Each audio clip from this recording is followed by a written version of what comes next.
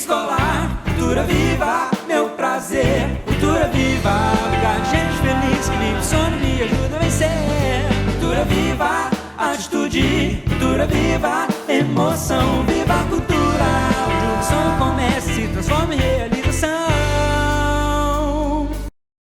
Olá, meus alunos do segundo ano do ensino médio da Escola Cultura Viva.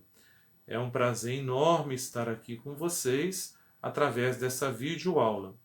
Iremos trabalhar hoje com o capítulo 3, que tem como título População e Trabalho. Prestem bastante atenção durante a explicação e também sobre os slides que serão projetados para essa aula. Gostaria de pedir que, caso vocês tenham alguma dúvida, que seja colocado diretamente no Google Sala de Aula. Irei repetir novamente esse pedido ao final do vídeo. Vamos trabalhar? Prestem atenção, estamos começando. Pois bem, galera, vamos começar então a nossa aula conversando um pouco sobre emprego. É claro que a gente só exerce o emprego quando nós trabalhamos em alguma atividade econômica. E é óbvio que o desemprego é quando você não está exercendo nenhum tipo de atividade econômica. Mas por que a palavra desemprego é a que mais ouvimos ultimamente?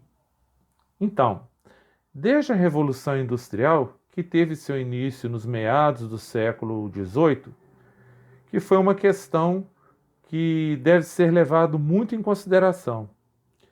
Naquela época, o trabalho, além dele ser braçal, ele era executado por um monte de trabalhadores e que mais tarde acabou sendo substituído por máquinas, gerando assim, então, o que nós chamamos de desemprego. Ao ponto de vista do empregador, substituir empregados por máquinas era bem mais vantajoso. As máquinas não reclamam, as máquinas não faltam emprego, as máquinas elas não ficam doentes e, ainda por cima, produz com maior perfeição e em maior quantidade. Na verdade, isso aí está acontecendo até os dias atuais. Lembre que eu já falei com vocês em sala de aula que a tecnologia faz com que grandes empresários não tenham tanta paciência para lidar com os seres humanos. Há vários tipos de desempregos.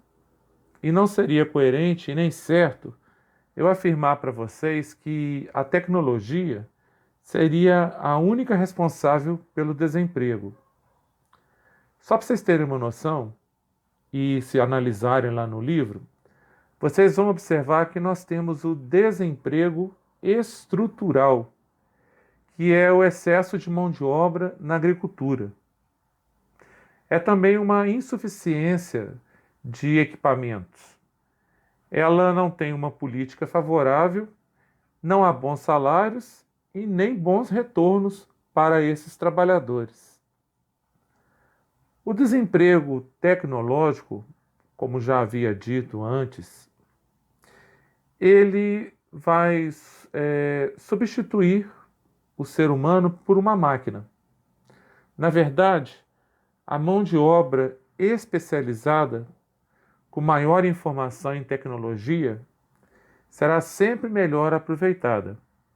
Também já conversamos em sala de aula que muitas das vezes a questão não é o desemprego, e sim a mão de obra especializada.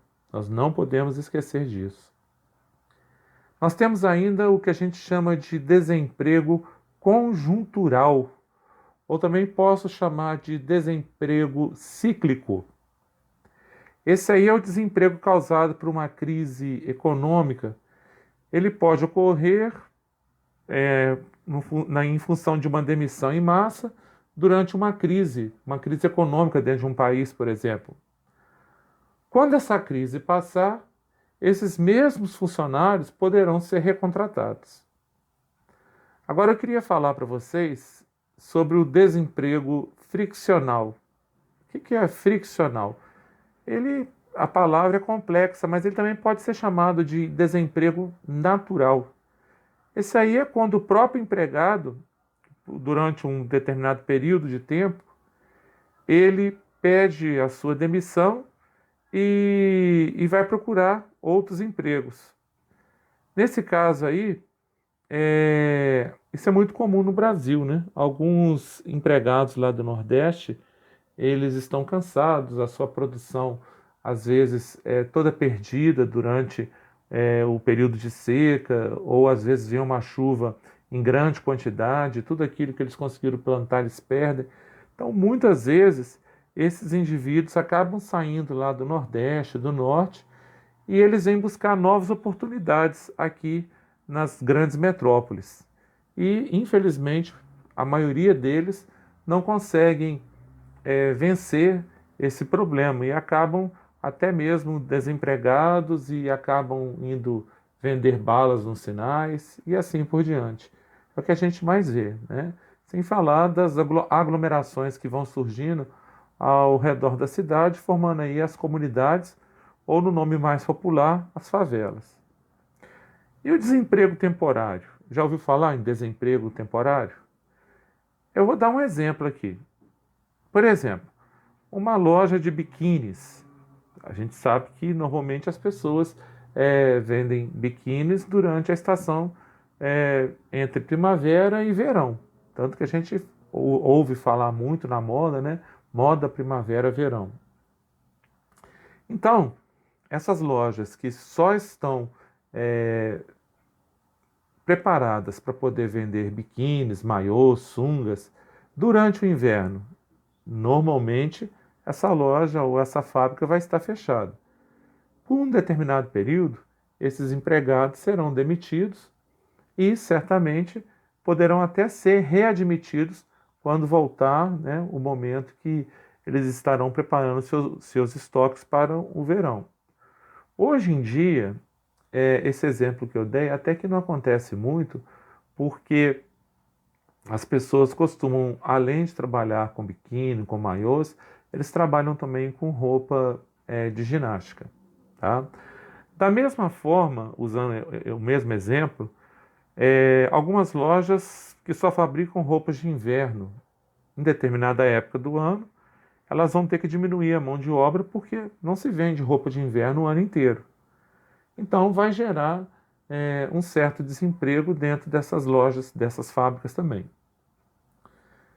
Então vamos falar agora sobre população.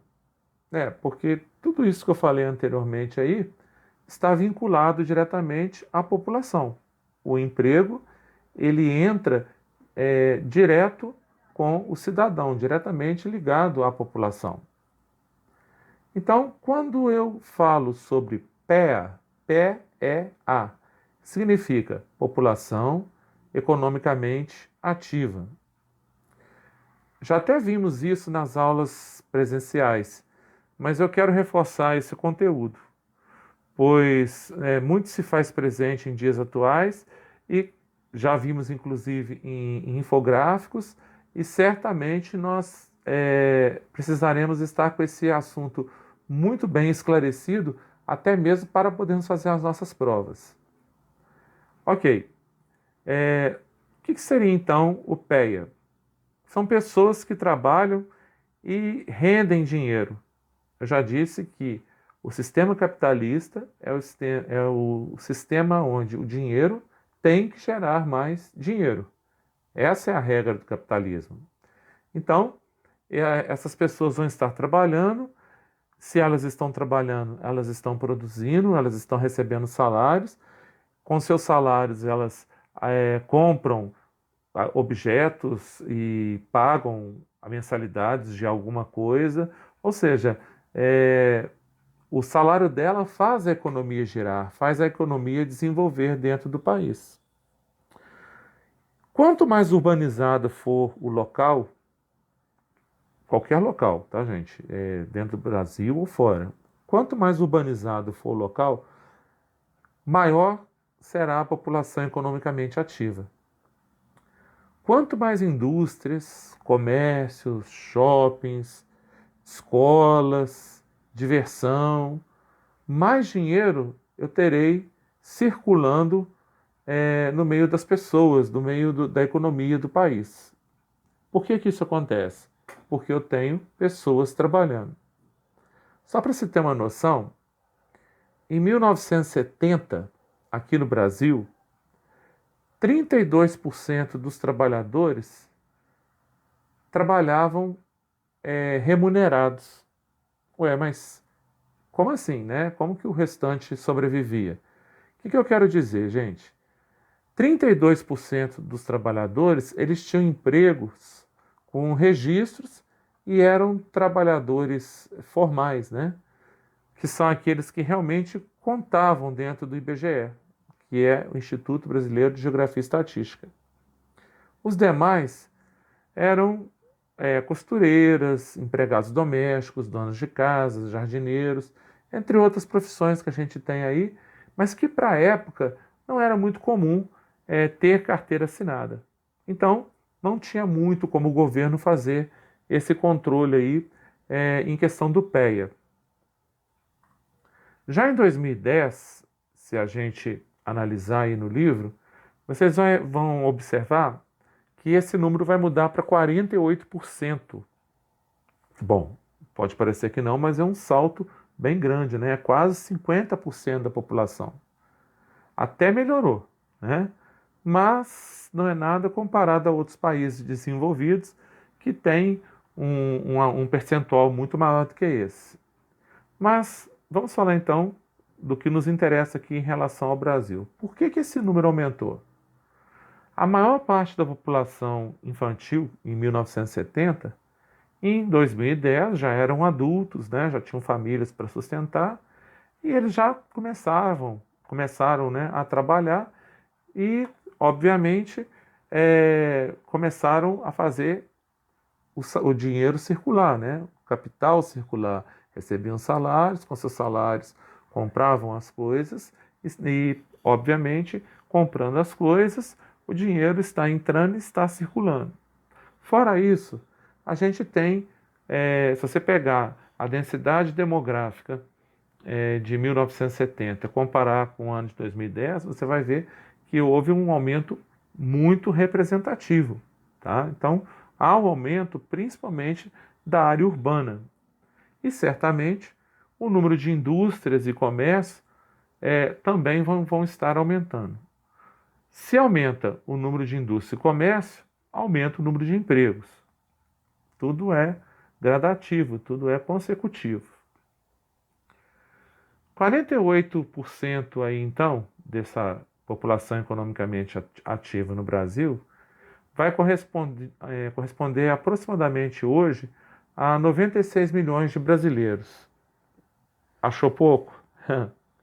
Vamos levar em consideração que o Brasil possui aí em torno de 209 milhões e 300 mil habitantes. Tá? Isso aí eu estou pegando o censo do IBGE de 2017.